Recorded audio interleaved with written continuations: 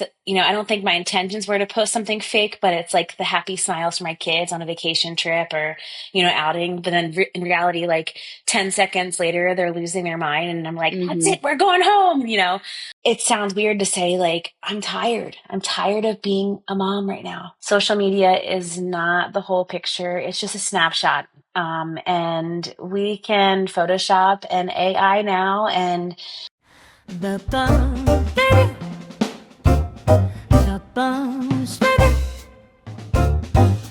pour a cup, take a break, settle down and join us on a whim. Gentle thoughts, honest talks, it's time for a sip and stim. Hi, I'm Toni. Hi, I'm Kate. Welcome to Sip and Stim, where parenting on the spectrum pairs best with caffeine, coping skills, and stims. We're so excited to have you back with us on season 2, episode 2. And happily, we have Kate joining us again today, who's feeling much better. Today, we're going to be talking about social media versus autism reality and kind of the pressures of seeing what is out there on the interwebs and what your life is supposed to look like, when in reality, we know it looks very much different. I guess we'll start off with a question. And I'm just assuming, I don't know if this actually is something that's ever happened for you, but what's the fakest thing you've ever posted online yourself? Oh my. I mean, if anything, it would be a picture where I've had to Photoshop Grayson in because he couldn't stand still or something. I do that quite often, actually. But yeah, I mean, that's pretty much it. My social media, honestly, it's mainly my family and people that either work with Grayson or have worked with Grayson. And so my social media is just my kids. It's kind of Yeah. boring. No, actually, I don't think it's boring. I think it's very relatable for people that are going through what you're going through, and you're very raw. So I think, like, when I think about that question for myself, um, it's kind of similar, but it's a little bit different. I guess that, I don't think my intentions were to post something fake, but it's like the happy smiles for my kids on a vacation trip or, outing. But then in reality, like 10 seconds later, they're losing their mind. And I'm like, that's Hmm. it. We're going home. So that's, I think, what I probably can relate to. I will be honest and say maybe like 15 years ago, when I was more vain, I guess I used to, like, do those selfies. And that's like social media that I'm like cringe and like I don't want to see those pictures of Oh, myself. everybody's cringe. Yeah, no, I get it. We all have So the I will, cringe era. right. There's nothing else to post about but yourself before, not that that's for everyone's story, but like for my story, besides having kids, it's like, okay, what else do I talk about? Um, So yeah, I think we've all had those moments, whether intentional or unintentional. I kind of feel like your fakest thing you ever post is quite wholesome, and I understand it. Like, I don't know how many people understand, unless you know someone with autism or have a child, how hard it is to get family photos. Yeah. Oh, yes. Ah, Yeah, it's yeah, very difficult. Um, and it's actually interesting. A future project I would like to do is pair up with someone who I currently work with, and she's a photographer on the side. And we would like to go to parents' houses of people or caregivers who can't really get out and do photos and photo shoots and do photos with like a backdrop and everything in their house I so love it's more that. comfortable for them. So it's like a mobile photography studio. So That's awesome. yeah, I would love to do that. And gear it really towards people who are like disabled, handicapped, things like that. Yeah, yeah.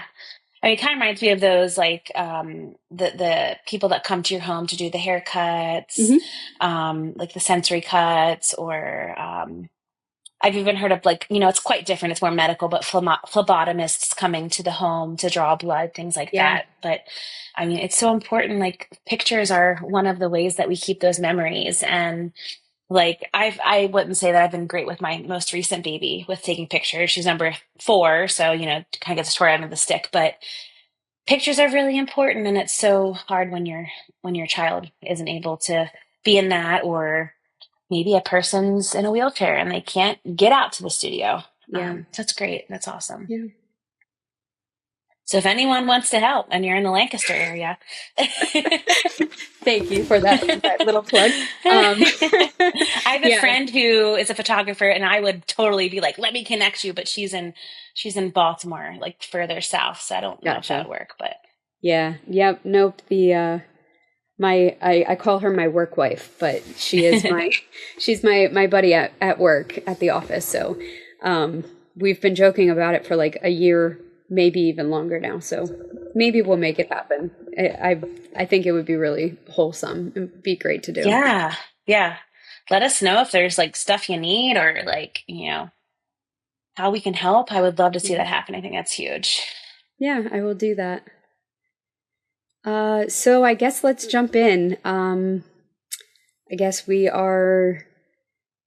let's touch base on the things that you do see online, particularly social media.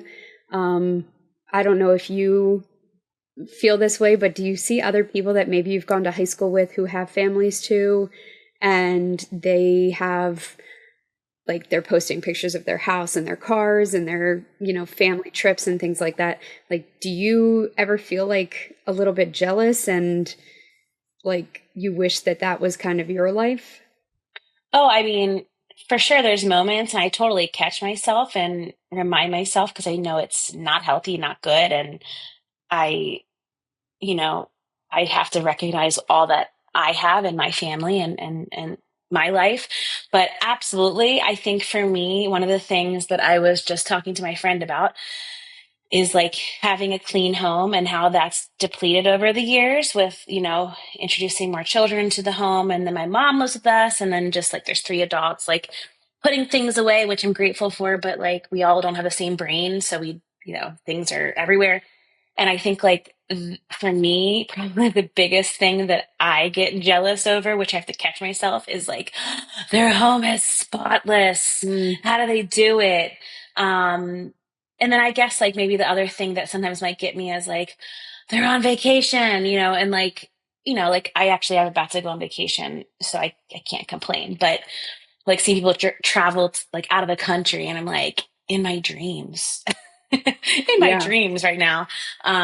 So for sure, there are times that I do that, but I think as I put effort in trying to not doom scroll and not feed into the potential for addiction on social media and use it more effectively, because it Hmm. is a good tool, I think the less I care about that. And I try to always remind myself, like, you're so blessed. You have so much. You're fine. Um, and also, it's probably fake, half of it. Yeah, it's always a good thing to like think of and have that in the back of your mind that, half of the stuff, if not maybe even more, of the things that we're seeing on social media, people really only post, the good things for the most Sure. part. And so, we're seeing all of these positive things. And I mean, for me personally, I'm really active in a lot of the autism parent groups and like support groups and Facebook groups and things like that. And that really kind of keeps me anchored.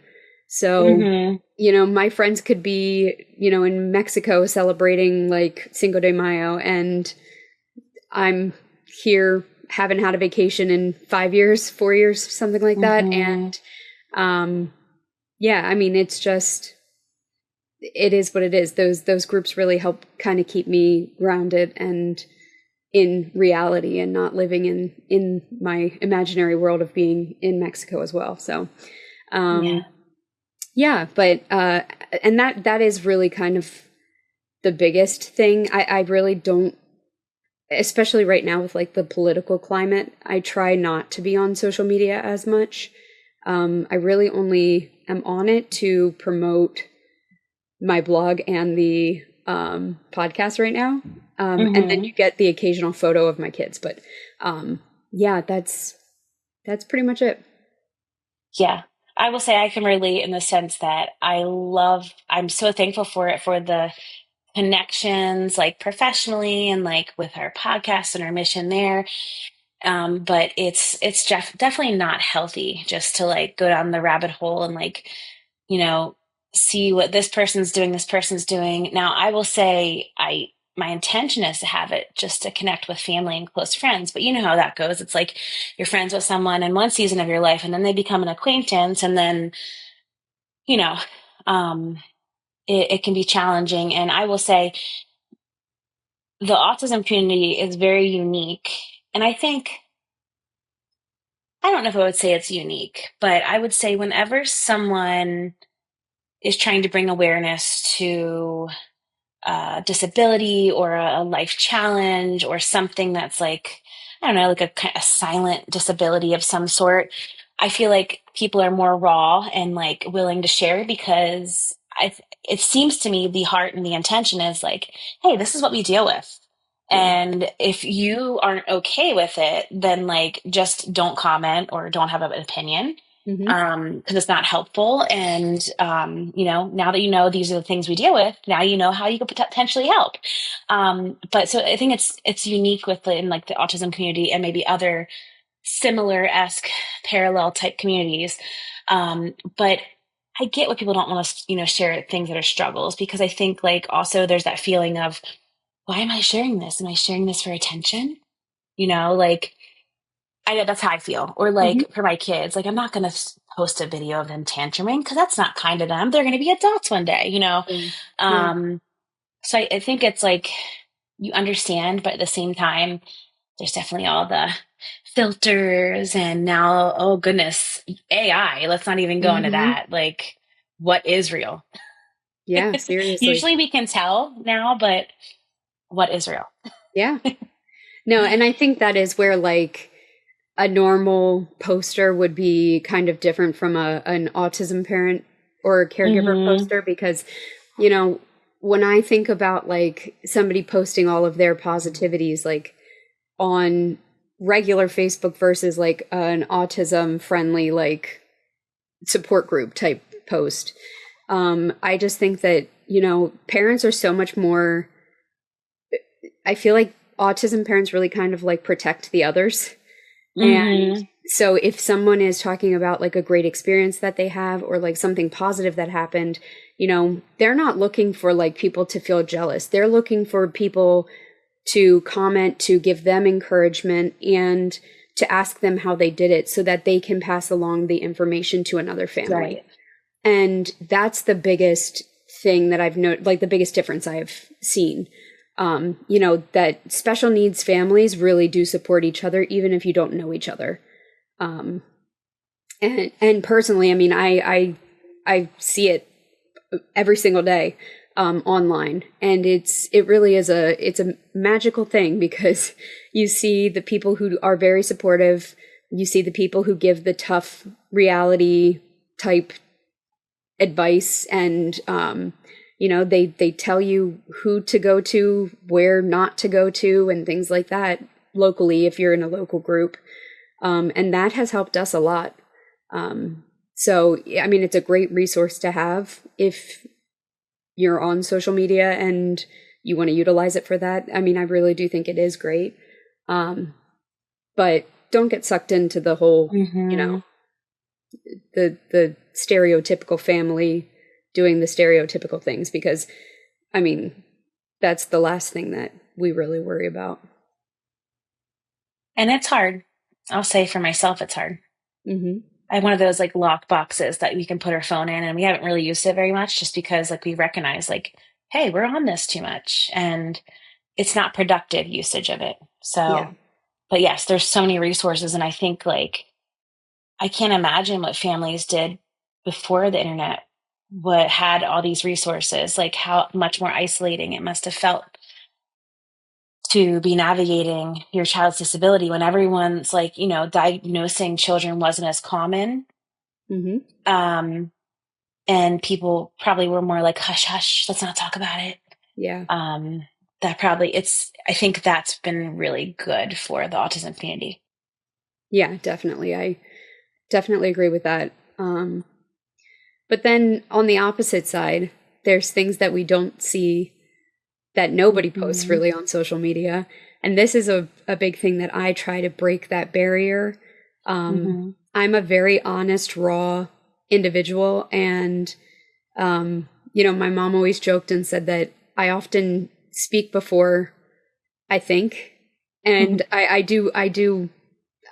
definitely, I used to deny it back in the day, but I kind of just say what I want to say and I don't really think about it. And if I do think about it, it's because it's probably something very important or whatever. But I feel like that kind of follows me here and also on my blog. I kind of just lay it all out for everybody because it's things that people don't see that they really need to see or hear.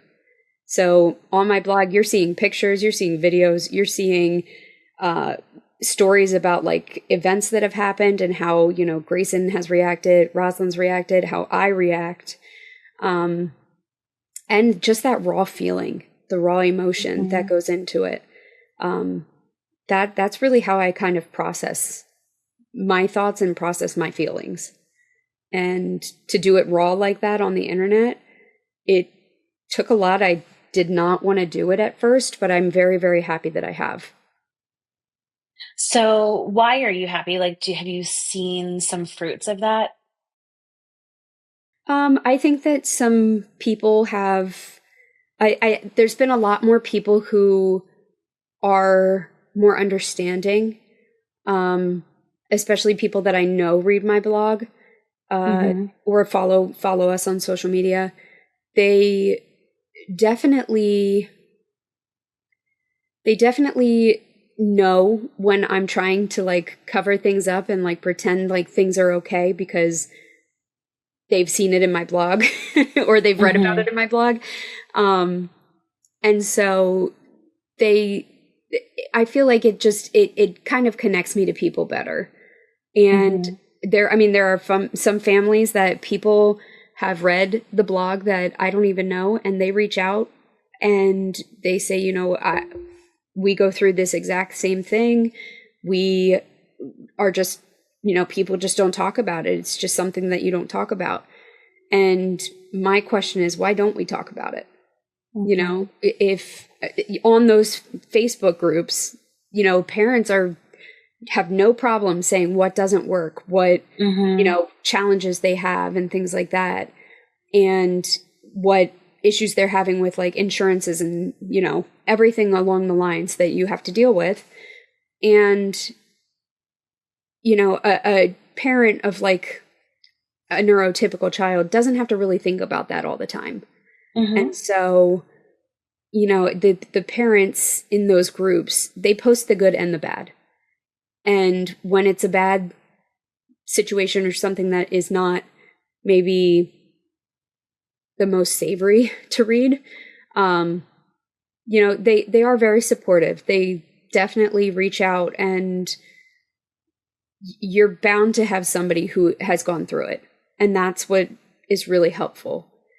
Just being able to talk to somebody who has gone through the same things that you are. Now, when you have posted different, things that you were dealing with, like I've read some of your blogs, and I haven't gone through all of them, but I've definitely read some, and I've seen some of the, rawness that was in there. Like you probably could list many more, but like just, you know, the caregiver burnout piece, and like, sleep deprivation, and, behavioral meltdowns and so forth. I'm sure the list goes on and on, but has there ever been a time where you wrote something and then someone reached out to you and was like, "Hey, I've been through that. I can help you. Here's some advice." Uh, yes. Primarily when I was having issues with the school and the IEP Mm, process and all of that, we had an advocate reach out to us who we actually ended up bringing to an IEP meeting. And, it really, you just never know who's going to mhm, reach out. And the good thing with my blog is I've typically kind of processed things by the time I'm ready to write them. Mm-hmm. But there are times where I just am completely like dumbfounded and baffled, and I just write. Mm-hmm. But I would say, all of the outreaches that I've received, it's positive or helpful. So it's been good. That's good. And I'm sure that I don't, I don't necessarily, I can't read your mind or know your intentions, but I'm sure like your intentions are also to help others. So like, I'm imagining that people probably also silently are receiving, help just in the form of like, wow, she gets me. Okay. This is normal for us to feel this way. Um, and like, there's another lady that I follow and I feel like her first name is Eileen and I feel like she's from, I don't know which country. I feel somewhere in Europe. But she, I believe, lives in the U.S. now, just due to services, and her child is profoundly autistic, and she posts all of this and more. It's her main platform, at least that I see, because that's my social media. Mostly, I use Facebook. And she posts some very real, raw moments, and the backlash that she gets on her posts. Like she has a ton of followers. Like Yeah. she's huge. Um, and it's just so eye opening that like people just don't get it. Like, for example, it sounds weird to say like, I'm tired. I'm tired of being a mom right now. I'm tired of X, Y, and Z, right? It's not normal. Like you would say, shame on you. You should, you know, you should love your children. They're a gift, and and all that's true and all, but simultaneously, it can still feel very real to have that caregiver burnout. And if someone, it's different than just raising a neurotypical child. Yeah. Um, I watched my mom and her sisters care for my grandfather who had dementia. And like that was something that was very close to home that I could see. And they were carrying the burden, all three of them Hmm. together, different seasons that each had different amount of weight. Um, but people are harsh and Oh it's yeah. just, but then you also see the flip side of people like saying, I understand. Um, so I don't know. It's just the awareness piece is just so huge because the number of times that I have heard people say that they just don't do things because people don't understand, or Hmm. when they go in the community, this is the kind of response they get. And me as a professional, I'm like, well, who cares? But it's real. It's real to families, and it it impacts them, and it probably impacts their child too. Yeah. And that's honestly the whole I don't care mentality, or the just brushing it off your shoulders type deal. There are people who can do that. And Derek is one of those people. He could care less what people say or think. Mm-hmm. I am the total opposite. Right. And I don't know if that has something to do with like my OCD and needing to be in control of like situations and things like that. Um, but I have a very, very difficult time being out in public with Grayson, especially when he's having meltdowns or he's upset, and he's, causing a scene and whatnot. Derek, he could care less. Like, he's like, go ahead and have a tantrum. Like, I don't care. And I'm like, oh my gosh, please hide me. Like, I don't want to deal with this. Um, I've gotten a lot better, I will say. But I mean, I definitely have a lot of growing to do in that aspect. Mm-hmm. It's hard. I mean, I will say, like, I've been out into the community numerous times with clients that I work with that have similar behaviors, and for me, it wasn't always like the embarrassment. Like, I would definitely get mama bear if someone looked at Hmm. my learner in a certain way. I would just be like, I would definitely feel that. But for me, it was more like safety. Like, I need to make sure that when we're out in these places that we are safe. Like, Hmm. do we have what we need to be in the grocery store if X, Y, or Z were to happen? And you can never really know the future, but um, I think for me, I was able to more disconnect that emotional component a bit more just because I wasn't mom for those. But for my own kids, I mean, mine are all like my oldest three are 15 months apart, and they're all developmentally like basically the same space. Like my daughter's like wise beyond her years, but they're all doing the same things. Mom, Mhm. this, that, watch me, look at me. And it's just like times three. And I know when I'm in the community with them, I get very overwhelmed. And it's not, Yeah. I don't know for me if it's so much the people looking at me. I don't think it is. I think for me, it's just all that's going on is overwhelming. So I don't know if I were in your shoes, I probably would feel all those things and the emotional component of like, don't judge my son. You don't understand what we're going through. Hmm. Um, Yeah. and then when I see someone in the community, like I try to be supportive, but also not too much in their space, because I think like you never know, like if lending a hand is helpful or not helpful, or just giving space is helpful. But I definitely feel that mama bear side of me come on when I see people kind of respond to someone that I can tell that has autism and is having a meltdown. And I start seeing them like make comments. I will start saying, hey, you just need to give them space. I don't think you understand like that. I think that child's like not neurotypical. Hmm. They're dealing with something. So I think like it would be helpful if we just like didn't make comments in their face. Like I found myself say things like that. Um, but yeah, it's gotta be tough. Yeah. Yeah, it definitely is. And I think the more and more people who are being diagnosed and who are recognizing the symptoms and signs of autism, I do think that that will get better. But I Mm-hmm. think we're just at that point right now where, we're just kind of stuck in limbo. Mm-hmm. So we'll see. Who knows what the future holds? So like you were saying, social media has a lot of really positive sides to it. And if you use it correctly, I think it's important not to villainize it. I know a lot of people that are like, I don't really get on social media. And that's fine. I get it. Like, I wish that I could disconnect, truly. I wish there was another way of having these same type of resources without having that addictive proponent to it, Yeah. which I don't really know because I'm not a neurologist and I don't develop technology type things. But um, I think, recognizing that there are so many assets to it. Like you mentioned, finding a new community. You just found out your child has autism. Wow, let me connect with others so I can understand it more or see what's out there. Um, you were sharing that, someone reached out to you through your blog post about how to help you with like your IEPs and, offering strategies on how to navigate that, or maybe it's strategies on how to navigate behaviors. Um, there's so many things. I mean, can you think of are there any other examples of what social media has brought to your life? I mean, reconnecting with people from my past and, Mm-hmm. those individuals having a talent or a career or something like that that has really helped us. For example, I recently got in touch with a barber who I went to high school with. And I went to a very large high school. There were hundreds in our graduating class, and he and I did graduate together.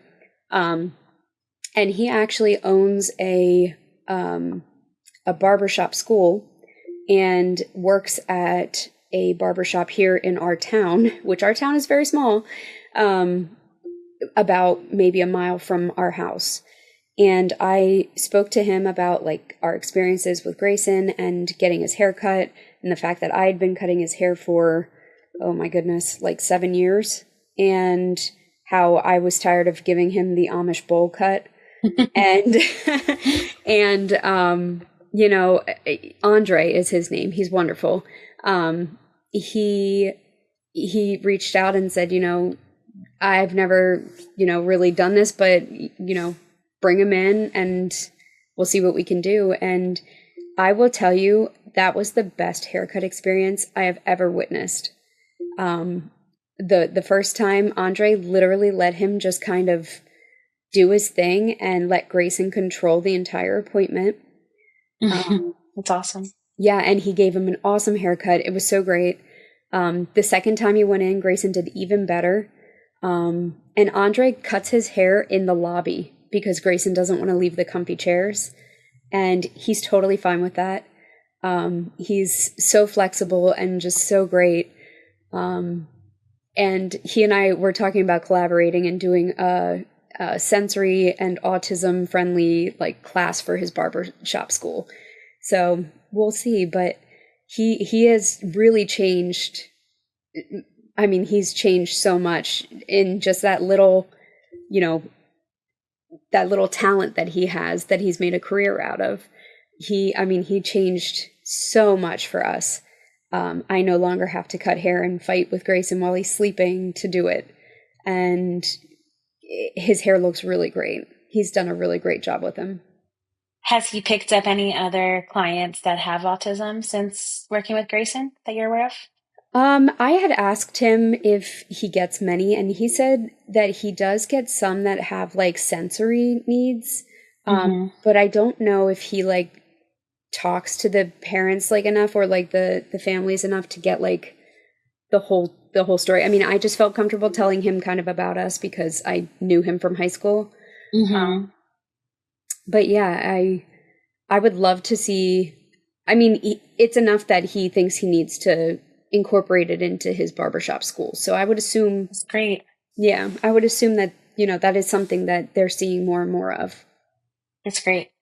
Yeah. I could see it being very helpful to have like a consultative visit, if you want to have your child come and visit and just see what our shop looks like and touch things. And that's great. I love that. We have, my kids used to go to this place called Cookie Cutters. I think it's a chain. I don't know exactly, but they sit in front of like little TVs on little cars. And I think a lot of kids struggle with haircuts, like regardless of, this, I think the sensory aspect is hard for a lot. One son really struggled, and I could just see something was really unique about the lady that was cutting their hair. And I was like, do you work with children with autism? And she's like, oh yeah, that's my primary like client base. Wow. That was so exciting for me because I too know a lot of families that have that need where they're cutting their child's hair. And, I cut my kid's hair for a little bit, but it's not great. Yeah. And also I can't imagine if you're like squirming, trying to deal it when they're sleeping, you can't see if it's even. Yes. So that was a really cool connection. I think it's special. That's a special thing for someone to be able to handle that and show that like patience and willingness to kind of let them lead, I think is huge. Not really have expectations, Yeah, dentists are another one that is very, very on social media. You see people looking for like autism friendly dentists all over. And luckily there is one here in Lancaster that he actually dresses up like, they call him the cowboy dentist. And he plays guitar and he dresses like a cowboy, and he does dental work for kids, and he's wonderful. That's so funny. I love it. Yeah. So it's little things like that might seem silly to somebody who's, neurotypical or whatever, but to the families with kids that have the special needs, I mean, it makes such a difference. Yeah. I mean, I think my kid would love it. Yeah. But I mean, I would love it. Be like, this is so cool. How fun. He's actually very well known. They just did a story about him in the Lancaster newspaper and on the local TV station. The cowboy dentist, is that how you refer to him? Yeah. Yep. Okay. I'm going to have to look him up. Yeah. It's great. Be fun. So, I mean, social media can be a positive thing. I really try to look at it as more of like a teaching mechanism. I learn a lot from other people, and I try to teach other people about our situation, and I'm hoping that I'm helping, even if it's just one person. I really feel like even if it's one, it's better than none. Absolutely. I mean, that's kind of my philosophy. It's a little bit different why I started my own business. And I was thinking, I might not be able to make a huge change, but if I can make a change for, the handful of clients that I work with, like that's worth it. So, I think that is for sure. Even just helping one person is worth it. And correct me if I'm wrong, but I'm assuming that writing your blogs are quite therapeutic as well. Yes. Yeah, like I said, I try to process my feelings and emotions about things before I write or while I'm writing. And there are times where I often have to stop writing to kind of take a break. But yeah, I mean, it definitely, it helps a lot. Yeah, I think that's great. And I think it's just good to make sure you're continuously giving yourself that reality check that social media is not the whole picture. It's just a snapshot. And we can Photoshop and AI now and choose selectively. You know, we can take a video and choose that right little spot that we want to share. Mm-hmm. Everyone has hard days. Everyone has, you know, things to celebrate, beautiful moments, you know, setbacks, grief, sadness. We all experience the same emotions, different reasons. And I think it's just really important to keep ourselves in check there. Yeah, and I mean, the goal overall is to make your kids feel loved and, you know, to raise them well. It's not to, you know, elicit the image of the perfect family or the perfect life. I mean, at the end of the day, that really doesn't matter. It's the legacy of your children that really is what lives on. Absolutely. I think my favorite post that I've been seeing lately is someone just putting up a random photo. This is your weekly post of my um, unmodernized kitchen. And I'm like, that's so refreshing. Thank you. Yeah, yeah, So, no marble. absolutely. I love those reality checks. Right Noah on. Marble? Yeah, no marble. Oh, no marble. They said Noah Marble. I was like, who was that? No, Someone I should look up. no. Yeah. Well, join us for next week, our third episode of season 2, where we're focusing on growing together. We're going to talk about how we cannot pour from our empty Stanley cup.